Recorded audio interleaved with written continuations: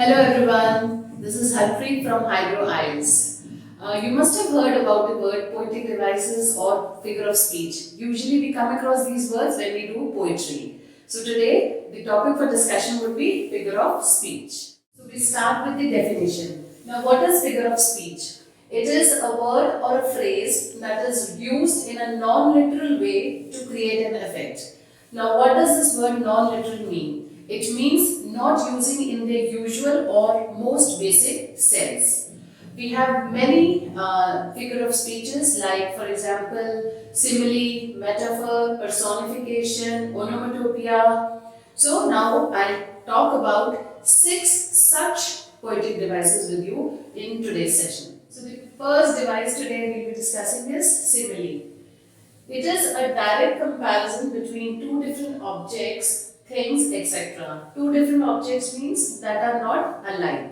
And it usually uses words like or as. For example, he is as brave as a lion. So in simile, to recognize simile is very easy. It will always have words as and like in the sentence.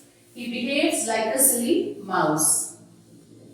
She was snug as a bug in a rug. That means she was very comfortable in her bed.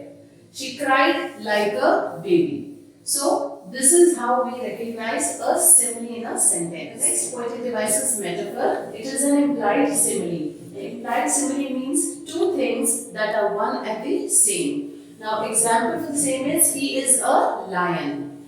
Mirror is the eye of little God. So here mirror is compared to little God. So now let's talk about the difference between metaphor and a simile. Metaphor is an implied simile. That means two things are one and the same. And simile, it's a direct comparison between two things, objects, and so on. Now the quick memory tip for a metaphor is that the subject is said to be another, and the tip for simile is the subject is as or like. Now here the example is he is a lion, and here the example is he is as brave as a lion. Second topic for the day is personification and transferred epithet. Now personification, if we divide, personi means person, fiction is fiction, that is something which is non-real or it is non-living. Then we have transferred epithet, where the first word stays the same and epithet has the meaning that is adjective and it has a feeling. So the difference between the two is that personification is a human action that is given to a non-living thing, that is known as personification, and the human feeling is transferred to non-living thing, that is transferred epithet. Now, for example, let's take an example, dancing and whistling, the leaves went. That is, dancing and whistling are human activities. So, the human action is being given to living things. And here, the example is, the night was sleepless for him. That is, his sleeplessness is transferred to night. So, the human feelings are transferred to non-living things. The second example for the same is, the lightning has a tongue of flame. So lightning doesn't have a tongue. Here it talks about the part of human body.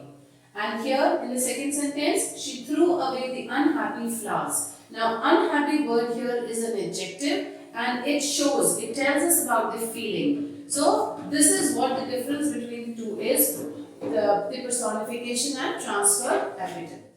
The third poetic device that we are going to discuss is pun and tautology. Now pun, if we divide it, it is plural and one. And tautology means two auto, that is the same. So the difference between the two is, one word has same meaning. That means whenever there is a poetic device pun used, it has one word but it will give you two meanings for the same.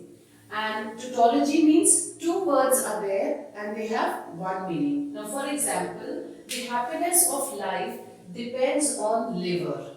So here we have two meanings for one word. Liver means it's part of the stomach, and the second meaning for the same is one who lives. That is the lifestyle. The same is the case in tautology. The fairy went remote and far away. So remote and far away both have same meaning. The fourth poetic device is alliteration and repetition. Now alliteration, if we divide it is all letters. Now the difference between the two is first letter of a word is repeated. जो first letter होगा वो हर sentence में repeat करेगा. For example the bright bird flew. So the first letter of the word B is repeated again. This is the recognition that the poetic device that is being used is alliteration. And the repetition is, it's a word or a phrase that is repeated again and again. For example, no stir in the air, no stir in the sea. So here no stir word is repeated again and again. The fifth poetic device that we are going to take up is oxymoron and antithesis. Oxymoron. Oxy means opposite and moron means word. So it's two words with opposite ideas. That means two words will be used but they will give opposite ideas from each other. Now the antithesis means anti is opposite, thesis means thought or ideas. So the two words with opposite ideas when they are joined by a conjunction. A conjunction can be a hidden conjunction also. So that is antithesis. Now for example, my life is an open secret. If it is a secret, how it can be open? So that means they give opposite ideas, opposite meaning. She is the wisest fool. If she is wisest, how can she be a fool? So the words with opposite idea, they are oxymoron, and the antithesis, the example for the same is let me be rich and weary. That is, let me be rich and tired. The ship can move is still. So here the two words just give us the opposite ideas from each other. So today we've discussed 10 poetic devices, which is part 1.